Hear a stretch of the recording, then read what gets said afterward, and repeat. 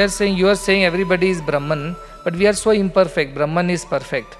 So how do we believe that we are Brahman? Because it's very difficult. We have so many wrong things in us, wrong notions in us. But at the same time, you say we are all Brahman and nothing less than Brahman.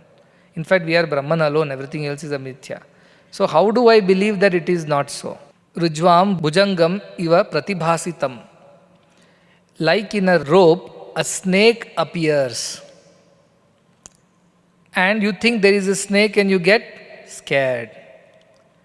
And you think, my God, this snake is a poisonous one. Somebody next to you will say, I know this snake. This is a rattlesnake. The next fellow will start imagining, no, I think it's a cobra. A little, not well fed, I think that's why a little thin, but otherwise it's a cobra. It's not a rattlesnake. Third one will say, no, it's a viper for sure. Fourth one will say, something else, water snake.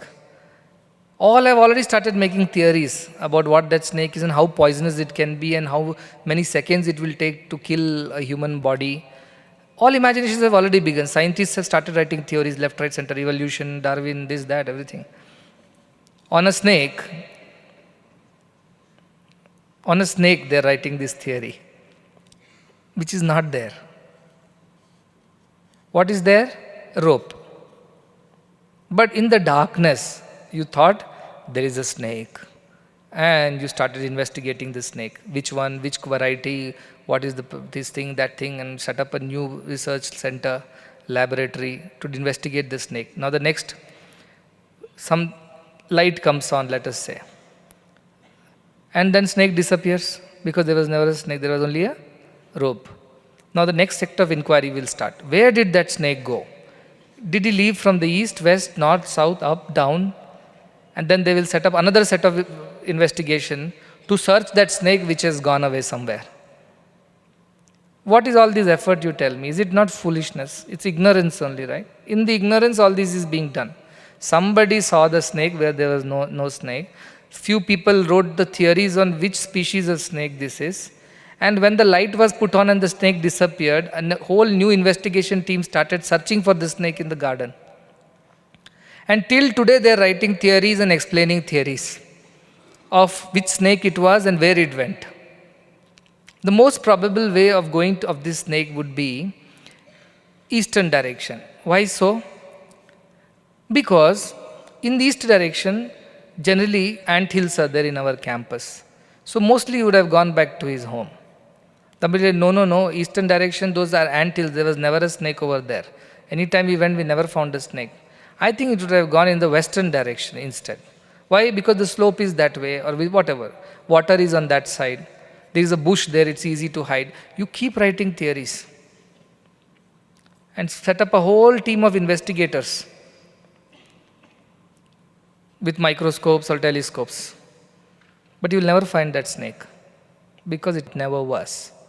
So this illusion that you are the body and that you are imperfect and that you have all these evils in you, our Vedanta straight away tells it that this is all illusion, impressions of your mind, which misunderstands things. Like in darkness, we misunderstand a rope for a snake. Like that, you misunderstand that you are a body with all the imperfections. The moment you put on the Jnana Jyoti, the light of Vedanta, the truth will be revealed that you are Brahman only, you are not the body and the mind and all the imperfections that you imagine yourself to be.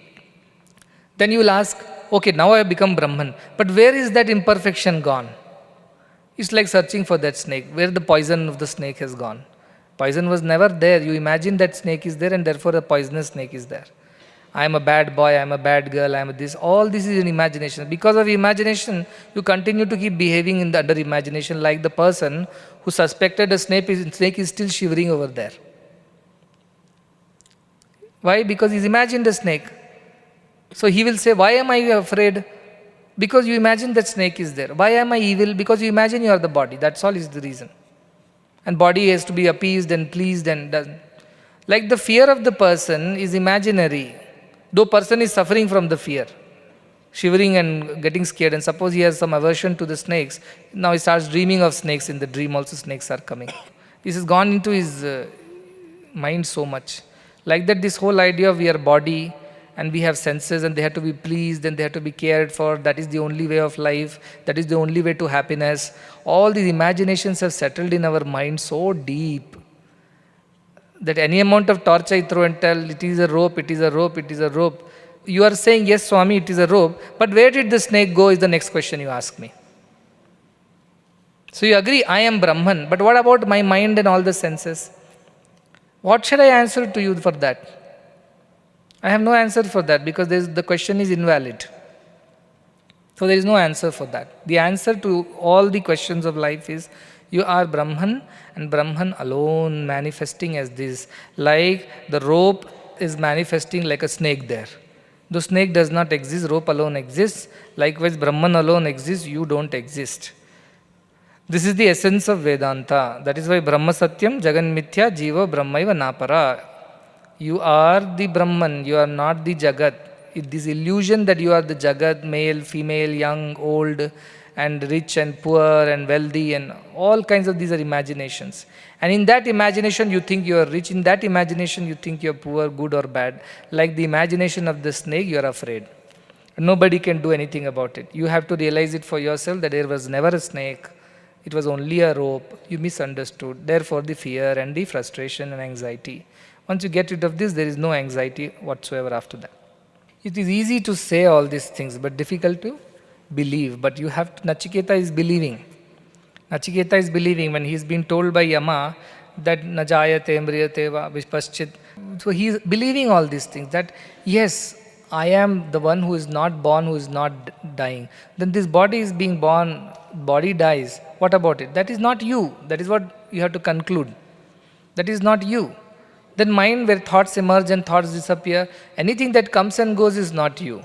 So thoughts also you discard, mind also you discard. What about my intelligence which is able to analyze things as good and bad and all? See, your intelligence also is coming and going based on the situation. Therefore, that is also not you. What am I then? Am I the experiences of happiness and sorrows in my life? No, because they also come and go.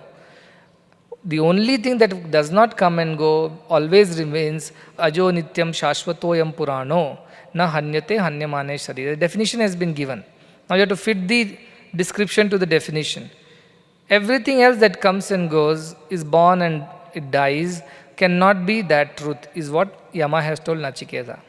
Nachiketa is believing that. So now Yama has explained that think of yourself as the Indriyas and the body. See, Indriyas and the bodies have their own ways, they come and go. So it means that doesn't fit the description. Next what? Indriya mana. Get inside your mind. Indriyebhya para hi artha, arthebhya param manaha. Mind. Now mind also has these thoughts coming and going. It's someday sad, someday happy, someday excited, someday dull. So these are changes. Anything that has changes is not you. Alright, throw this mind out. Next what? Now this mind is dependent on buddhi, which actually decides everything. So is that me? It says, no, that is also, you can't be that because that also comes, sometimes it is sharp, sometimes it is dull, sometimes it is very clear, sometimes it is confused. So there are so many changes in the buddhi. Buddhi can't be you. The intelligence is not you. Withdraw further. Then what else is left now? Oh, I have experience, ananda and dukkha and all. Those experiences also come and go. That is also not you. Continue going inside. Then he slowly says, no, I have a jivatma inside. That is me. Then he says that you're almost getting there, but this jivatma business is limitation. But this is unlimited, what we are talking about. It is infinite and everywhere. But you are saying this jivatma is within your body, like the Ratinam, the traveler in the chariot. So this also is some limitedness, and therefore this can't be Brahman because Brahman is infinite. Now what else we should do? He says, okay, let's go even further. Where did this jivatma come inside you from? Where did that electricity in the bulb come from? It came from the wire. Therefore, go further deep. Okay, beyond the bulb lies a wire. Like that, beyond my jivatma lies a mahan atma, it is said. Great soul. What is this great soul? The interpretation to that is given as, before jivatma came what? That Virata or Hiranyagarbha was there. That is the supreme, greater than this. So beyond our jivatma buddhi is the supreme, highest, the Virata or Hiranyagarbha, because Virata is the modification of Hiranyagarbha. Hiranyagarbha is not manifested, Virata gets manifested in the same way. Now beyond that also something is there or not, you have to ask. Because anything that has come out must go back. Ajo nityaha. It was never born. The Virata is born Hiranyagarbha is born. Born means at least it has come out of something. But this is something. Na kutaschid, na babuva kaschid. Na kutaschid, it says. I have not come from anywhere. Nor anything is going to come out of me.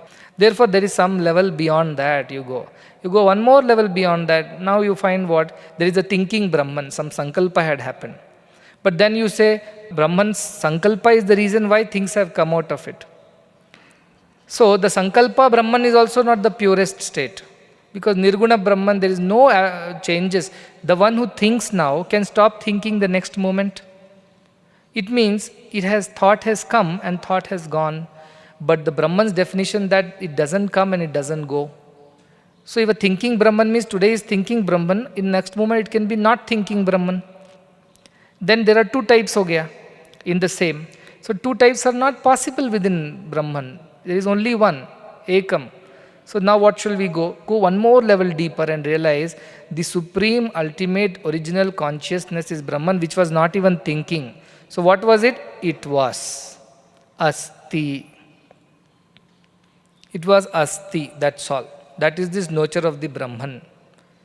And there is nothing more than that. It exists. This is the ultimate truth. Beyond that, there is no truth. Purusham, he says, calls the name as Purusham. Purusham means that which resides in all. So, Purashaya, in the place it resides. It means in everything that ultimate supreme consciousness alone resides. That is the idea of Brahman. Sa kashtha sa parangati. That is the highest, the ultimate end of everything. Beyond that, there is nothing. Sa parangati. That is the ultimate destination. Beyond that, there is nothing more to do, nothing more to go. So that's where you have to slowly bring yourself in, so that you realize that you are that supreme Brahman, and these vikaras in the body, these excitements and depressions of the mind, these intelligence and dullness of the buddhi, these happinesses and sorrows of your chitta, all this is not you. These are all superimpositions on you.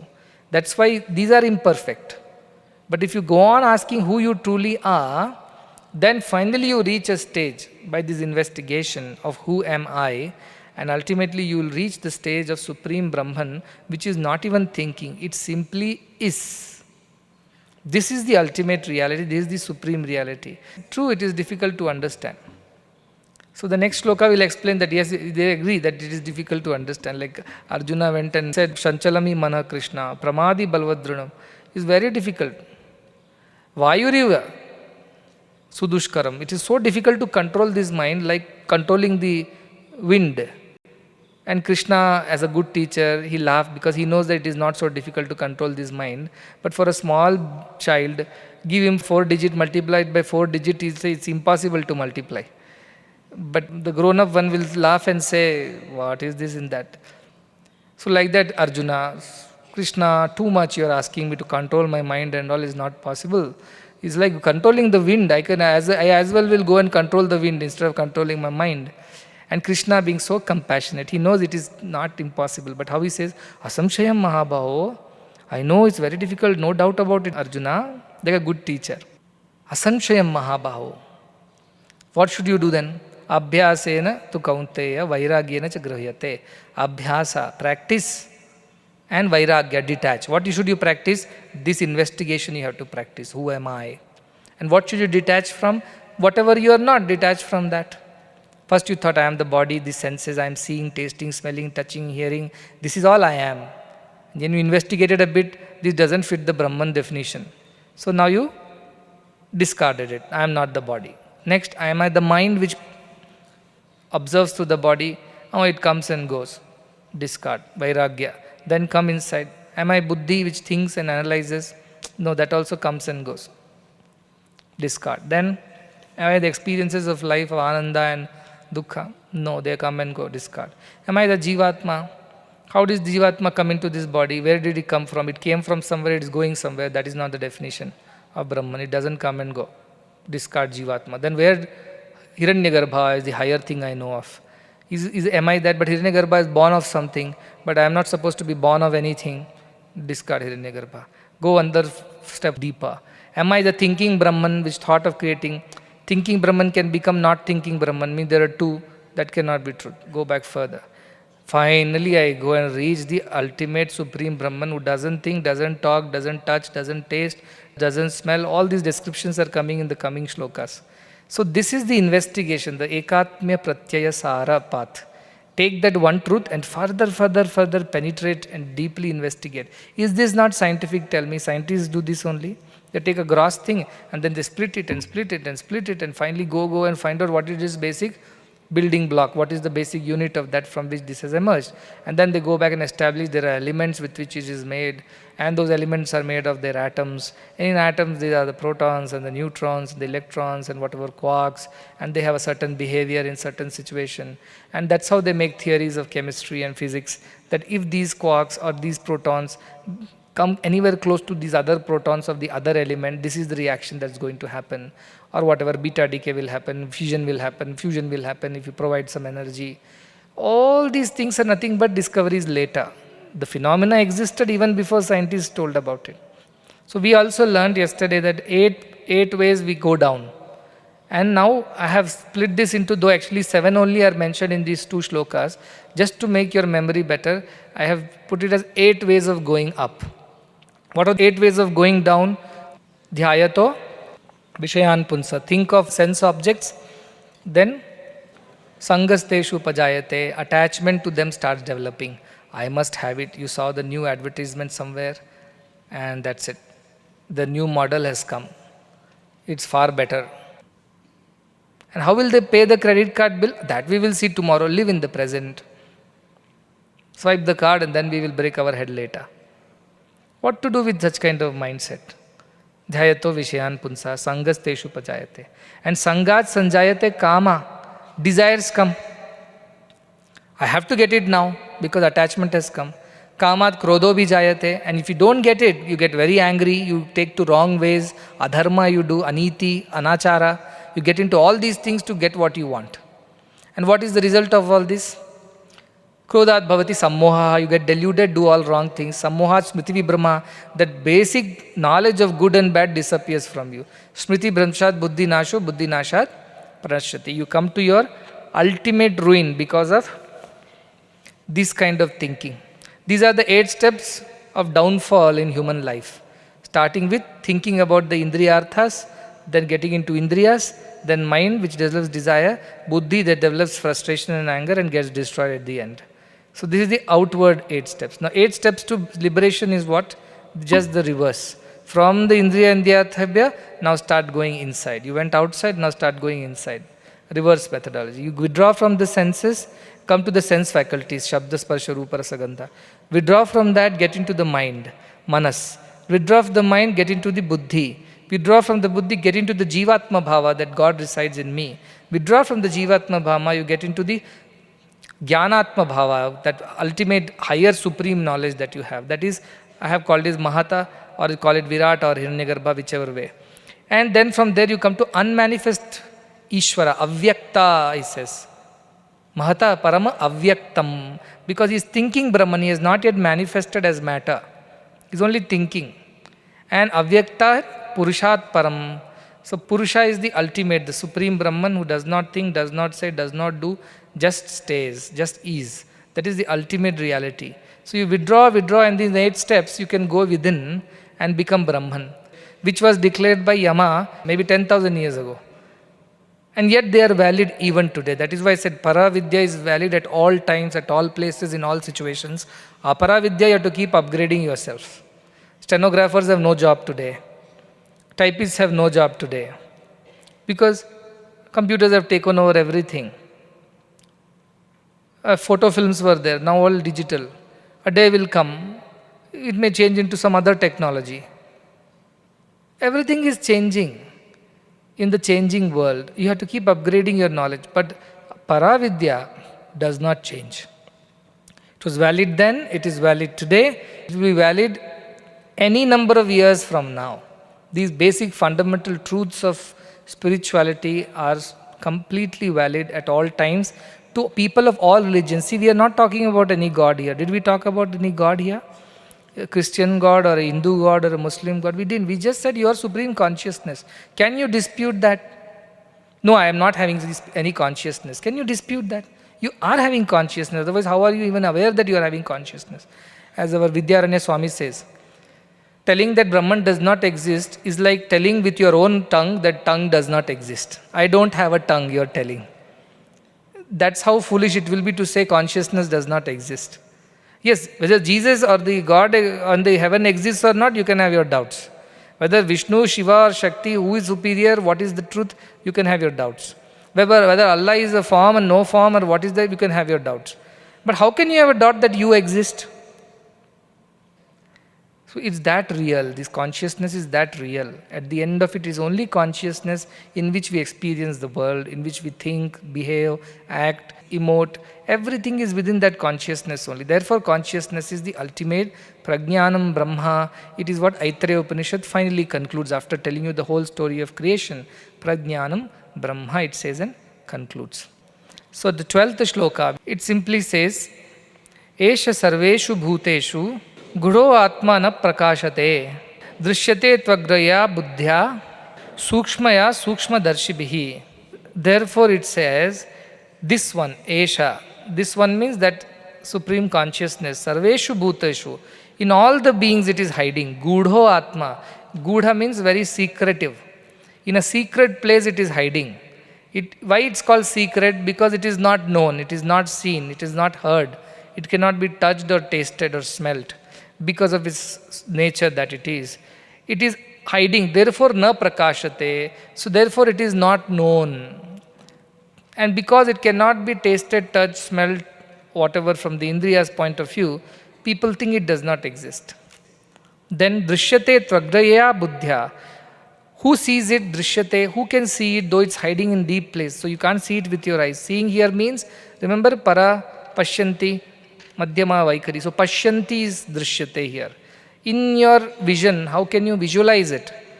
Tva Agraya Buddhya, the one who is Buddhi is focused, one-pointed Buddhi.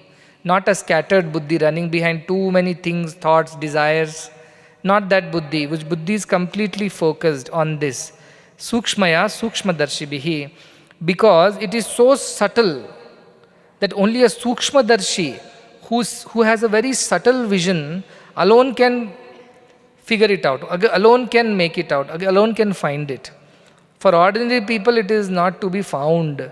For the people with a scattered mind, that is why it says, na virito duscharitaha, na ashantaha, na ashanta manaso. All these people cannot attain this because their buddhi is not sharp, their buddhi is not focused. If your knife is sharp, one shot it will cut the apple. If knife is blunt, then what are you going to do? Keep rubbing on the apple like this. Even an apple doesn't get cut with a knife. Why? Because a knife has no sharpness.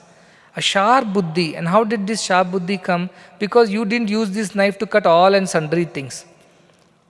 Once a man was, it seems, shaving, and he said, what happened to my shaving blade? It gave me cuts. Something is wrong with my blade. I think it has become old, let me change it. So the wife came and told, no, the blade is very good and you simply don't know how to shave yourself. He says, for 40 years I have been shaving myself. It's not possible that I don't know. Definitely the blade is at fault. It is not sharp anymore. She says, no, blade is very sharp. Just now I sharpened the pencil of our children. That's how sharp it is, she is saying. Oh, that's precisely why it's no more sharp to shave his beard. This is what we do with our buddhi. That's what I tell. Using our intelligence for lower things, ahara, nidra, bhaya, maithuna will make it blunt. The sharpness of buddhi disappears. It's like using the shaving blade to sharpen the pencils. And after that, the blade's sharpness is gone. Now, when you really want to shave yourself, you're getting all cuts and bruises because it's not shaving properly. Same thing, when your buddhi is sharp, then you are able to find Brahman in you, ever around you, in everything.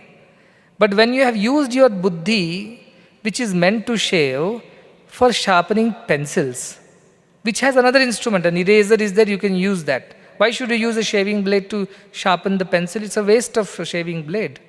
It's wasted the blade now. Likewise, you have wasted your intelligence by running behind this ahara, nidra, bhaya, maithuna. That's it. What shall we eat? What shall we not eat? Last week only we ate that. Where to go for our vacation entertainment? Which movie to see? Which to avoid? which friends to meet, which job to take up. Our whole buddhi goes into this only. So where will that buddhi's sharpness remain now? When you really want to investigate into Brahman, there is no sharpness left in the buddhi. And therefore you will never find Brahman. You will become a secret to you, though it is very much within you, you will still not find it. So Sukshmaya, Sukshma Darshibhi, how? Agraya Buddhya.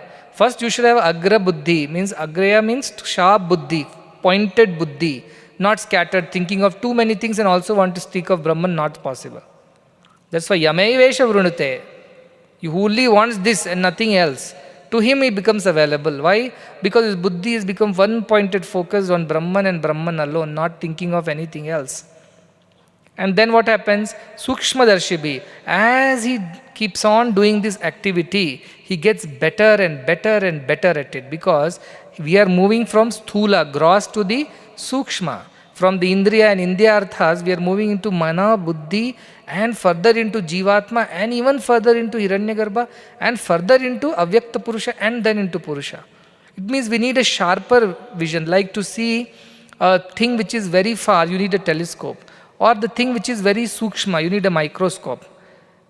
Like that, to see this Brahman, you need a special faculty of vision, sukshma buddhi vision. Why sukshma darshibhi? That is how your vision should get refined. But if you are watching everything else all the time, where is the time to pay attention to these things, which is so subtle? Therefore, all this master the mind was, you will understand now why it was all being taught, because that will bring you to this stage where your mind gets decluttered. It is not shaking and shivering and distracted by so many things. So behind that, the buddhi does not have to analyze too many things. When does mind is restless? When decisions are not made. Should I choose this or should I choose that? Should I eat this or should I eat that? Then mind is chanchala. But once the buddhi decides, eat this, leave that, mind is at peace. So buddhi is the reason why mind is in shaky state. And mind is the reason why buddhi is scattered. Both are a reason for each other. Student is miserable because teacher is like that. Teacher says, my students are like that. What can you do about it? So like this, mind keeps grasping things from the indriyas, nice to see, nice to hear, taste, smell, touch, and keeps telling the buddhi, shall we eat this? Shall we go there? Shall we have this? And buddhi has to sit and make decisions. Last week only we ate that. Last month only we went there. Last year only we went for that vacation. So buddhi is busy all the time doing. So mind and buddhi both are not at, neither the buddhi is sharp nor the mind is sukshma, nothing happens. That's why first withdraw from the indriya and indriyarthebhya. That's when your mind will have lesser options. Buddhi will have lesser work to do, unnecessary work. In that way, buddhi will have more sharpness, because it has not been used for anything else other than, like shaving blade has been used for shaving. Then you will be able to use it correctly to find this subtle truth of Brahman that is hiding within you. Otherwise, you will be going in circle, paryanti mudaha.